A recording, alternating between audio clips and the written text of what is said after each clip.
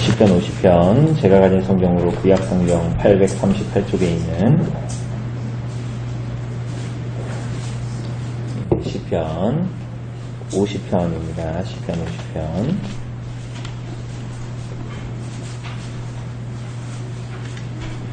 네, 우리 한 절씩 우리 한번 교독해 보도록 합시다. 시편 50편입니다. 네, 제가 먼저 읽겠습니다.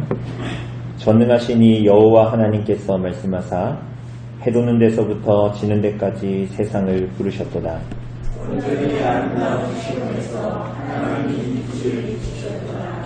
우리 하나님이 오사 잠잠하지 아니하시니 그 앞에는 삼키는 불이 있고 그 사방에는 광풍이 불리로다. 하나님이 자기의 백성을 판결하시려고 이 하늘과 아래를 다니는 선거하여 이르시되 나의 성도들을 내 앞에 모으라. 그들은 제사로 나와 언약한 이들이니라 하시도다. 하늘이 그의 공의를 선포하리니 하나님이 부르신 하나님이시로다. 내 백성아 들을지어다. 내가 말하리라. 이스라엘아 내가 내게 증언하리라. 나는 하나님 곧 내 하나님이로다. 나는 내 증언 때문에 너를 조심하지는 아니하니 내 문제가 항상 내 앞에 있으리로다. 내가 내 집에서 수소나 내 우리에서 수염소를 가져가지 아니하리니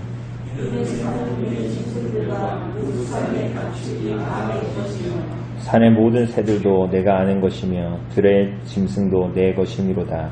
내가 가량 들여도 내게 이르지 아니한 것은 새들과 거기에 충만한 것이 내 것입니다. 내가 수소의 고기를 먹으며 염소의 피를 마시겠느냐. 감사로 하나님께 제사를 드리며 지존하신 이에게 내 소성을 갚으며 환난 날에 나를 부르라. 내가 너를 건지리니 내가 나를 영화롭게 하리로다.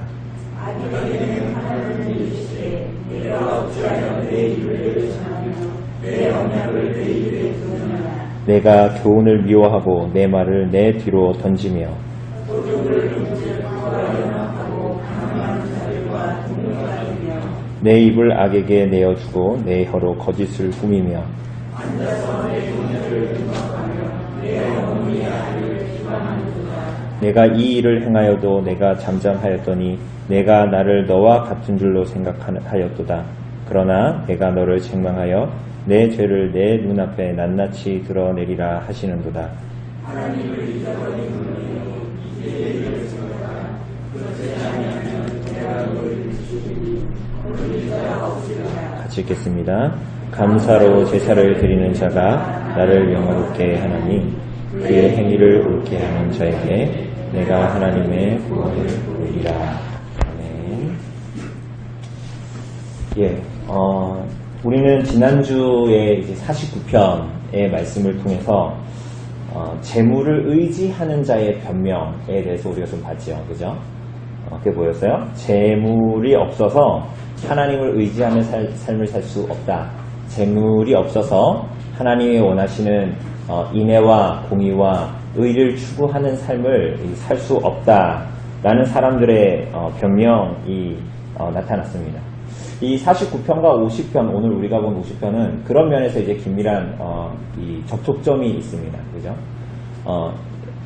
그래서 오늘 뭐 지난번에 49편도 그렇고 50편도 그렇고 이 시편 기자는 하나님은 너희의 기쁨이 어디에 있는가? 재물이 있고 없고에 따라서 하나님의 뜻에 따라서 살아갈 수 있고 없고가 문제가 아닐 뿐만이 아니라 근원적으로는 하나님이 정말 원하시는 것이 무엇인가? 라는 질문을 던집니다. 그게 이제 지난주에 49편도 그렇고 오늘 50편도 그렇습니다.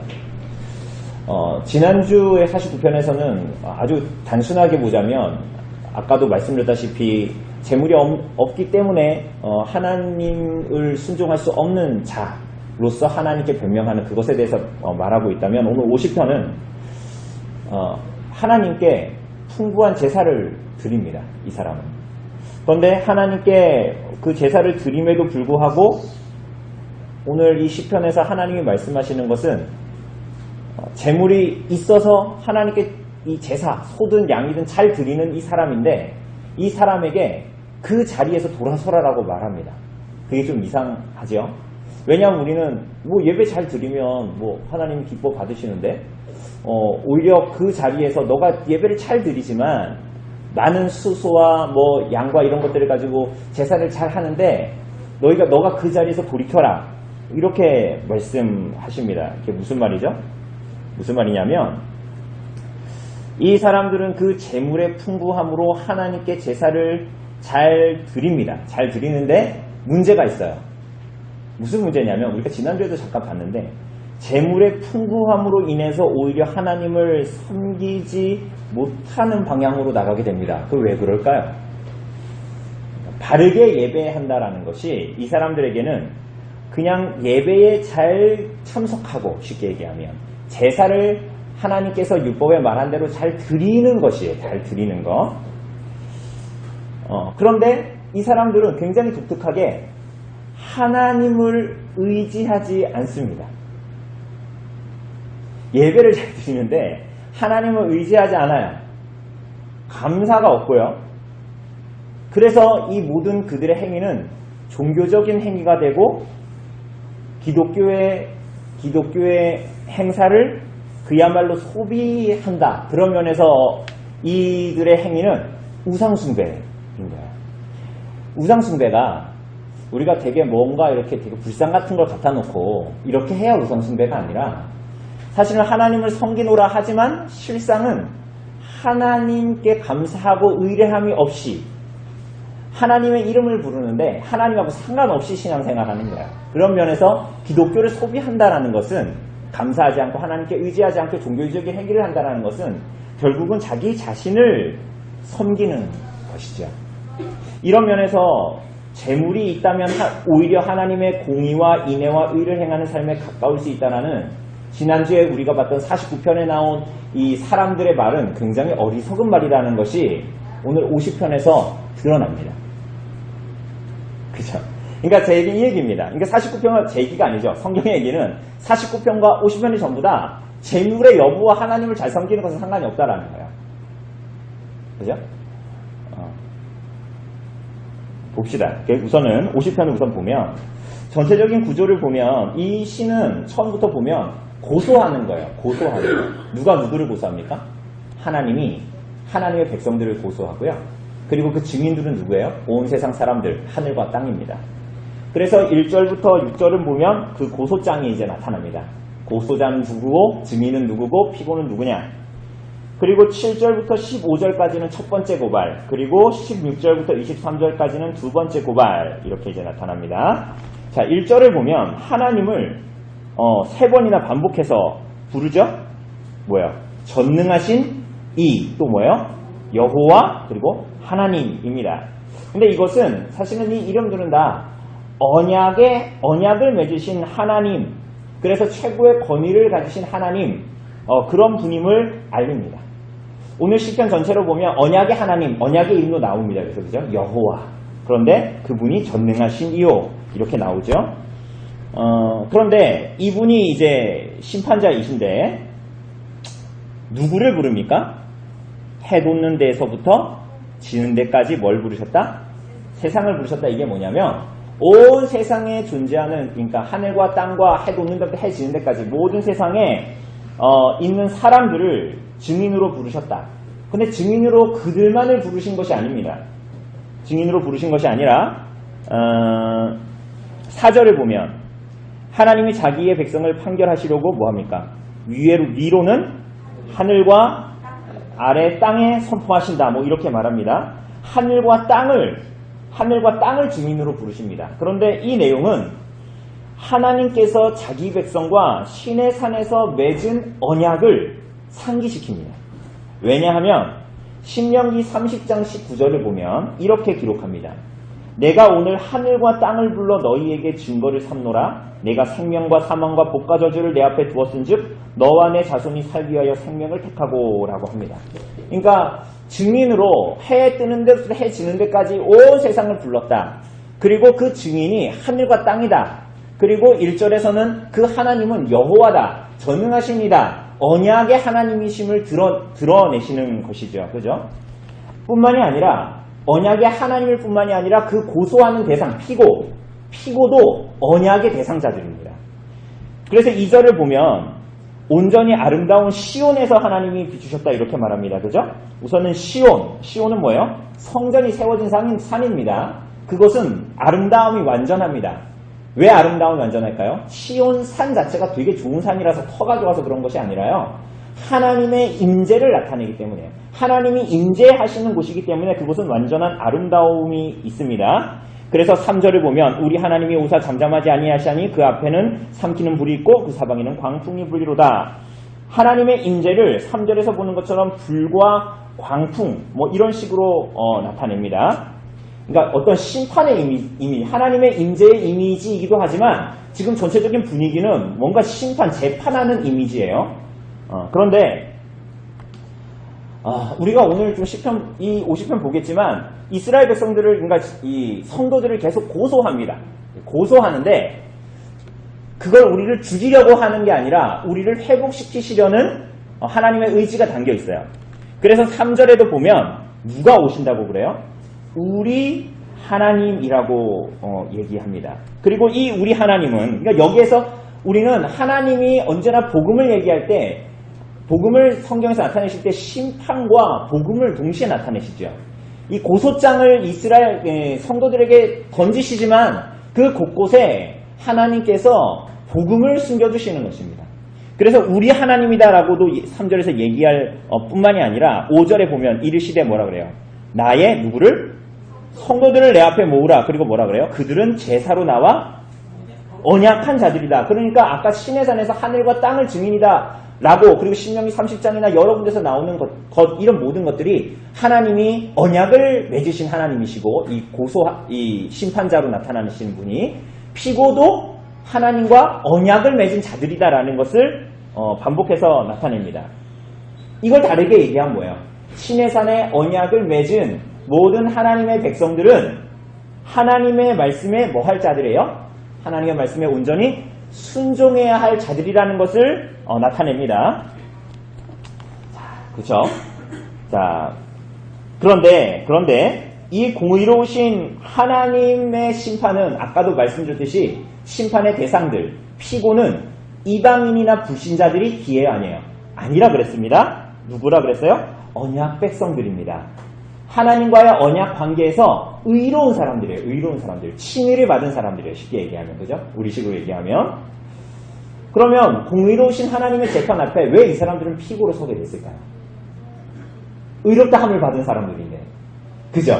언약을 맺은 사람들인데. 왜 이 사람들이 피고로 서게 될까요? 자, 8절을 보면 자, 8절 한번 같이 읽어볼까요? 시작. 나는 내 재물 때문에 너를 책망하지는 아니하리니 내 번제가 항상 내 앞에 있음이로다. 그러니까 이스라엘 백성들이 재물을 율법에서 기록된 대로 가져오지 않았기 때문에 책망하시는 것이 아니에요. 문제가 되는 것은 그들이 드리는 돈이나 재물이 변변치 않아서가 아니죠. 그들은 지침대로 했습니다. 아래도 대충 나오는 것처럼 쉽게 얘기하면 제사장의 복장도 제대로 갖췄고요. 그리고 백성들이 뭐 쩔뚝거리거나 뭐 흠이 있는 짐승을 가지고 온 것도 아니에요. 정한 짐승을 가지고 왔고 제사도 율법을 따라 드렸어요. 외관으로 봤을 때는 경건해 보이고 아름다워 보였습니다. 그런데 무엇이 문제입니까? 9절에서 13절을 보면 내가 네 집에 있는 수소나 수렴소 내가 안 가져가겠다. 왜냐하면 세상에 있는 모든 동물들이 다 누구 거다? 다 내 거다. 그리고 내가 설령 줄여도 12절에 보면 내게 이르지 않을 것은 세계와 거기에 충만한 것이 다 내 것이기 때문이다. 그리고 또 뭐라 그럽니까? 내가 수소의 고기를 먹으면 염소의 피를 마시겠니? 이렇게 얘기하는 거야. 우리가 웨스트민스터 소요리 문답에서 본 것처럼 하나님은 영이십니다. 하나님은 우리 나중에도 이 뒷부분에도 나오지만 하나님은 사람이 아니십니다. 이걸 다르게 얘기하면 하나님은 제사를 필요로 하지 않으신다라는 거예요. 이게 굉장히 이상하게 들릴 수 있어요. 하나님은 예배를, 제사를 원하시지 않는다. 이걸 반대로 얘기하면 이스라엘 사람들은 뭐라고 생각했던 거예요? 하나님이 우리들이 드리는 제사와 예배를 필요로 하신다고 생각했던 거예요. 우리들도 가끔 그런 착각을 할 수가 있습니다. 하나님은 내가 드리는 예배를 필요로 하시고 내가 드리는 재물이나 무언가 내 에너지를 하나님께서 원하신다라고 생각할 수도 있어요. 그런데 이 이스라엘 백성들은 정말로 그렇게 생각을 했어요. 그래서 이들은 그렇게 하나님께 할 의무를 다해서, 의무라고 말할 수 있을지 모르겠지만 그 의무를 다해서 하나님은 그것으로 흡족하게 생각하실 것이라 생각한 거예요. 일주일에 한 번 교회에 나가고 적당하게 나에게 교회에 주어진 일들을 행하고 나면 하나님은 그것으로 나에 대해서 만족하실 거다. 그래서 하나님은 그것 때문에 말은 그렇게 안 하지만 그것 때문에 하나님은 나의 죄를 용서하시고 하나님은 어느 정도의 복을 주시고 내 삶이 현상 유지로 갈 수 있도록 도우실 것이다 라고 생각했던 거예요. 어떠십니까? 이것은 하나님을 예배하는 것이 아니에요. 이것은 하나님을 예배하는 것이 아니라 결국 하나님의 이름을 빌려 자기를 예배하는 방법일 뿐이었던 거예요. 그런 면에서 기독교를 소비하는 것은 우상숭배입니다. 하나님이 원하시는 예배는 뭡니까? 그럼 그들은 어떻게 하나님을 예배해야 됩니까? 전후가 바뀌어야 됩니다. 앞뒤가 바뀌어야 됩니다. 예배를 드려서 하나님을 기쁘게 하려는 것이 아니라 하나님을 의지하고 우리들의 삶의 모든 순간순간을 하나님께 감사하기 때문에 하나님께서 말씀하시는 대로 예배를 드리는 것이죠. 맞습니까? 이렇게 돼야 되는 거예요. 하나님께 헌금을 많이 드리면 기뻐하시는 것이 아니죠. 하나님을 의지하기 때문에 그것을 나의 고백으로 드리는 것이 뭐예요? 헌금. 그래서 우리 주보에는 뭐라고 나와요? 헌상이라고 하잖아요. 우리들을 위로 드리는 것. 그게 헌금의 본의지요. 하나님이 필요로 하신 것이 아니라 하나님이 필요하신 것이 아니라 여러분과 저에게 하나님이 필요하기 때문에 하나님께 예배를 하는 것이죠. 그죠? 이 두 개는 굉장히 다릅니다. 그죠? 하나님이 그들에게 원하시는 제사, 하나님 백성들에게 원하시는 제사는 그들이 철저하게 하나님을 의지하고 의뢰하는 삶을 사는 것입니다. 그것이 표현될 때 어떻게 되는 거예요? 감사의 제사를 그렇게 하나님께 드림으로 하나님을 의지하고 의뢰하는 것으로 그 감사의 제사를 하나님께 표현하고 드리고 그리고 15절이 말하는 대로 환난 날에는 하나님을 부르고 하나님께 기도하는 것이죠. 그런 자들이 하나님께 그렇게 할 수 있다라는 거예요.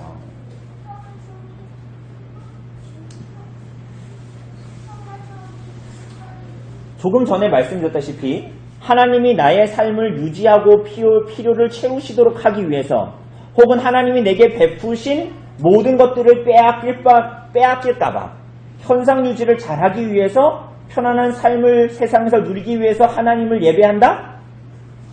그렇다면 그의 삶은 사실은 성도의 삶이 아닌 거야. 하나님을 아버지로 섬기고 그분을 의지하고 그분을 의뢰하고 하나님께 모든 순간에 감사하고 고난할 때에 그분을 의지하고 의뢰하고 그분께 구하면서 살아갈 수 있겠습니까? 그런 사람이? 우상을 섬기는 것입니다. 자신을 섬기는. 하나님이 그러면 하나님의 자녀들에게 원하시는 게 뭘까요?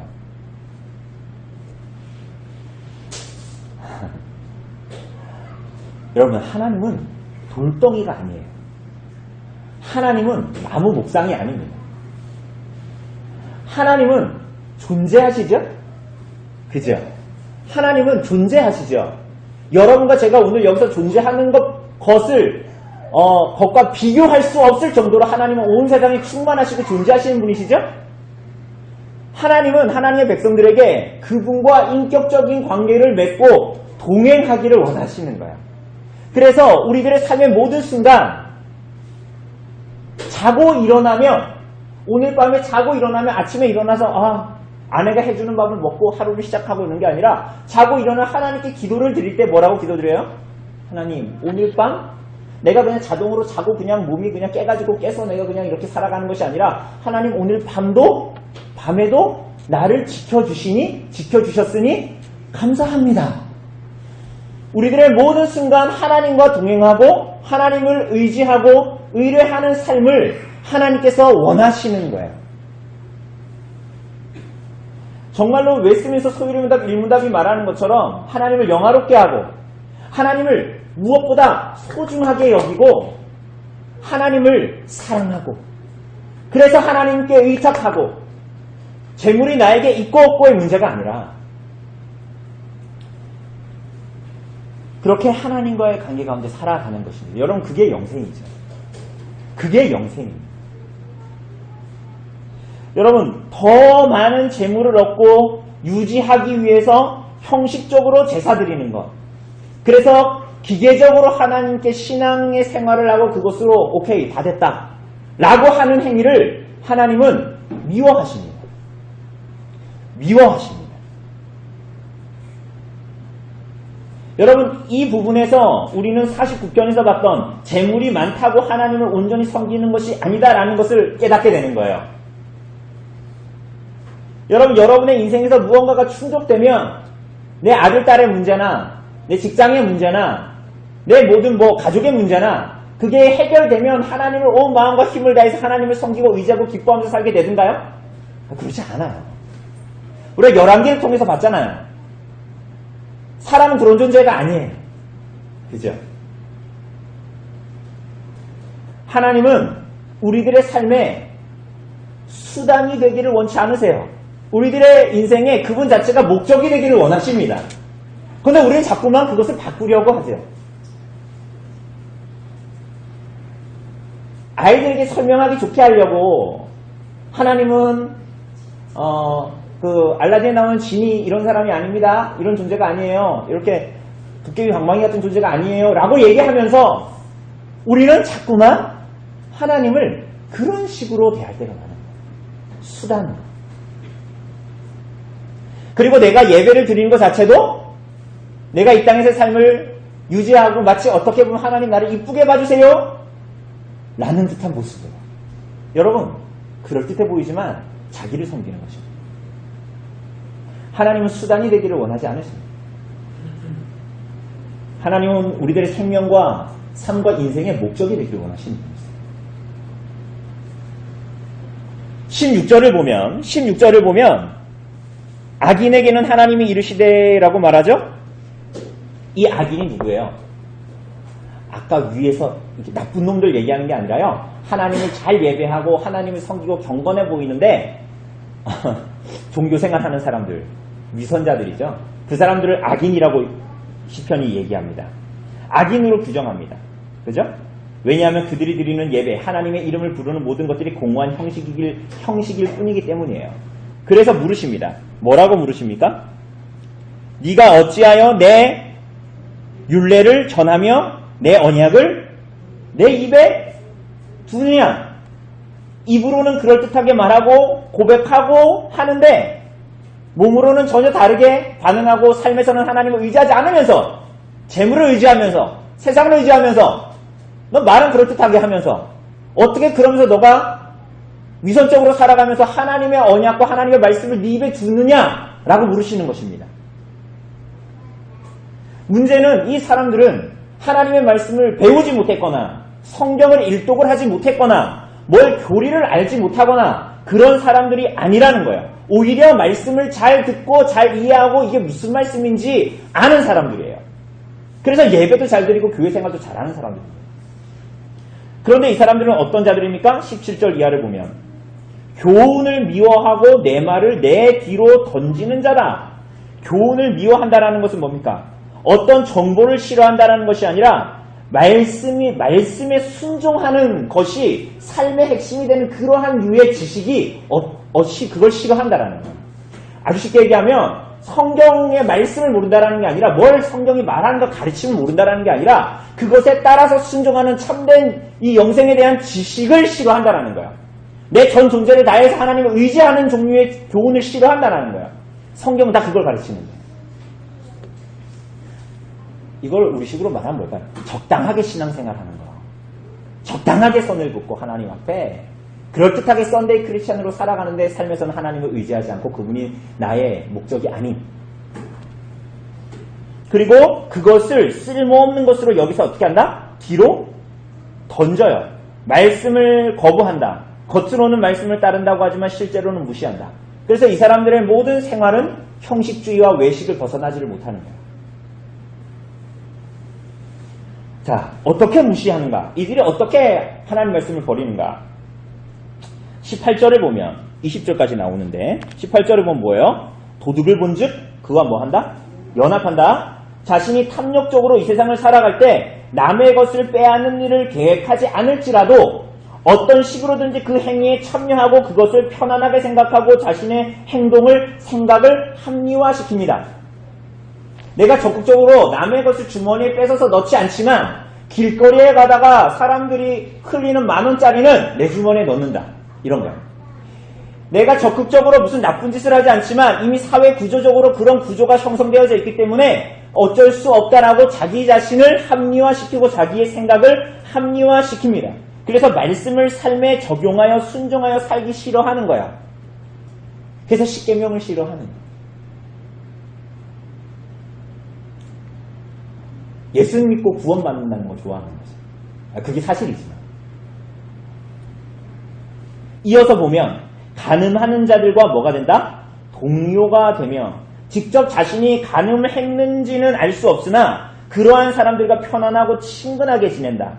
이들의 행위에 그도 동참하는 것을 의미하죠. 그런데도 여전히 예배에 참석하는 것이 아무런 거리낌이 없다. 19절에서 20절을 보면 말하고 연관이 되죠. 네 입을 악에게 내어주고 혀로 거짓을 꾸민다. 즉 사람들을 해치는 악한 말들 한담과 험담을 한다. 우리 장영우 여상할 때 우리 시기할 때 봤죠? 한담과 험담을 하면서 악한 말들을 사람들에게 하고 그들의 명예에 신영상을 입히는 거짓말을 아무렇지도 않게 한다. 그리고 그 범인은 어떤 내가 아는 사람들뿐만이 그냥 나랑 관계없는 먼 사람들뿐만이 아니라 내 형제들에게까지도 사랑의 돌봄을 하지 않는다. 쉽게 얘기하면 나의 형제들, 우리 교우들을 그리스도의 피로 연합되어지고 하나된 자들을 험담하는 일도 서슴지 않는다. 그들을 향한 거짓도 서슴지 않는다. 이런 얘기입니다. 그래서 이 세 가지 18절, 19절, 20절에 나온 이 세 가지를 보면 이게 계명으로 보면은 뭐 7계명, 8계명, 9계명 이렇게 되겠지만 이 위선자들의 신앙은 거짓이고 말씀의 교훈을 지킬 어떤 생각도 없다라는 것을 알 수가 있습니다. 그러니 이들이 주일마다 드리는 예배를 하나님께서 받으시겠습니까? 이들이 일주일의 삶 가운데 하나님을 의지하고 의뢰하지 않고 하나도 감사함이 없이 내 주머니에 돈이 들어오면 감사하고 없으면 감사하지 않는 삶을 살면서 하나님께 주일날 예배 제 시간에 맞춰서 오는 것을 기뻐하시겠냐라고 묻는 거예요. 선지서들이 다 그런 걸 얘기하는 거예요. 우리들에게. 21절을 보면 그들은 그렇게 사는 것을 스스로 정당화합니다.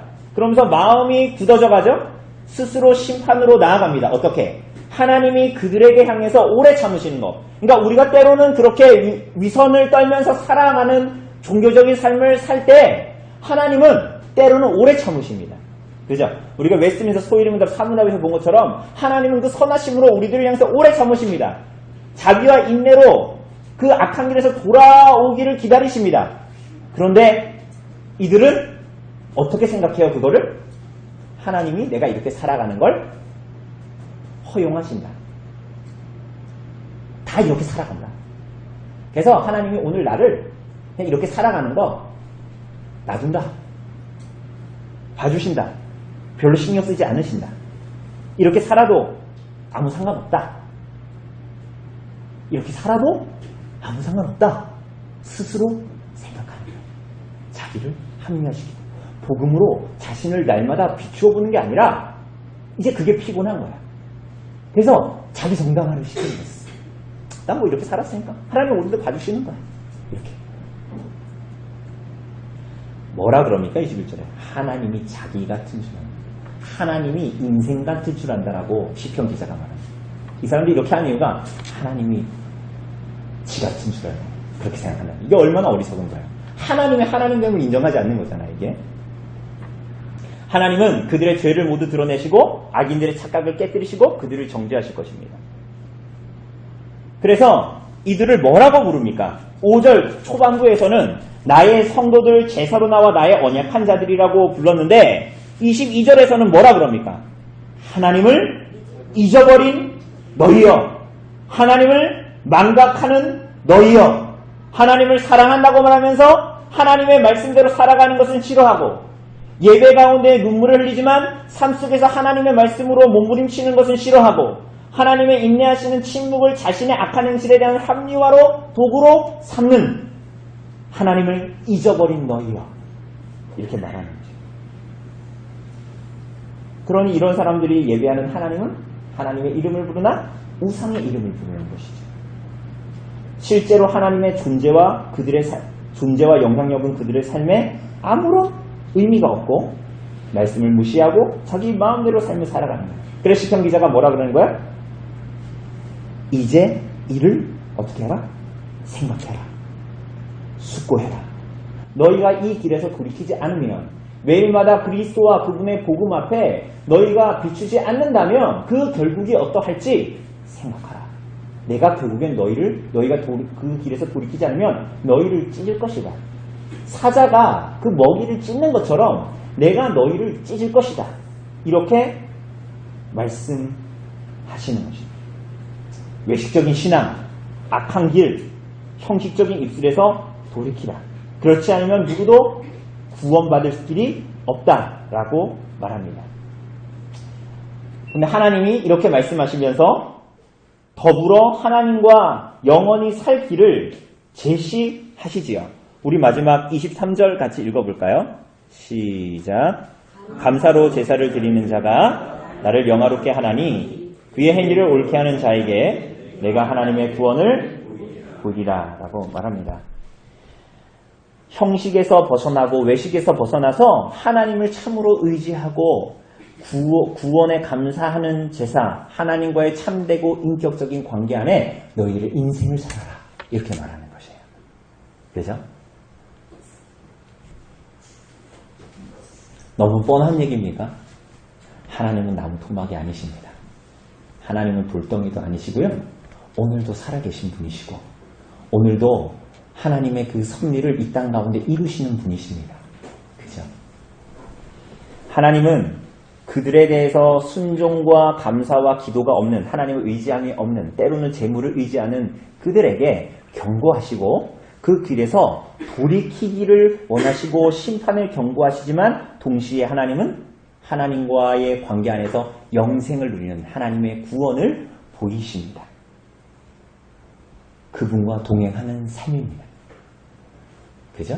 신약의 식으로 얘기하면 하나님과 그 보내신 자 예수 그리스도를 알고 그 안다라는 것은 그저 머리로 안다라는 게 아니죠. 그분을 의지하고 의탁하고 이 땅에서의 삶을 살아간다라는 거예요. 거기에 우리들의 구원이 있다라는 거예요. 그것은 재물이 있고 없고 돈이 있고 없고에 달린 일이 아닙니다.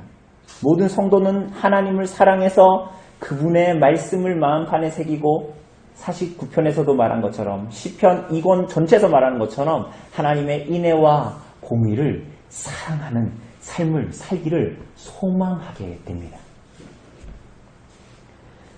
그것이 이 세상에서 누릴 수 있는 모든 성도와 모든 교회의 복이고 그것을 충만하게 누리는 것이 우리들의 성도와 모든 교회의 영생을 바라보면서 살아가는 영생의 소망이라고도 할 수 있겠죠. 오늘 시편이 이것을 오늘 이야기합니다. 우리가 오늘 좀 같이 기도할 때에 하나님께 이렇게 기도했으면 좋겠어요. 하나님, 나의 모든 인생을 들어서 좀 하나님을 의지하고 의탁하고 사랑하는 삶을 정말로 살게 해주십시오. 그게 교회 안에서 있는 것이 아니라 우리들의 전 존재가 교회당에서만 존재하는 게 아니잖아요.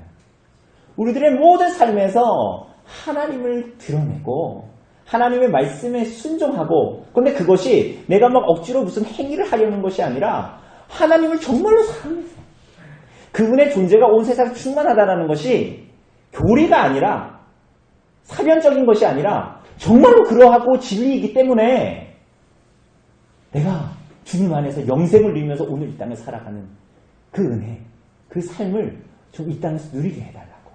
하나님의 구원을 보리라라고 말씀하셨는데 하나님의 그 구원을 이 땅에서 누리면서 그리스도와 복음을 의탁하며 의지하며 살아가는 삶을 살게 해달라.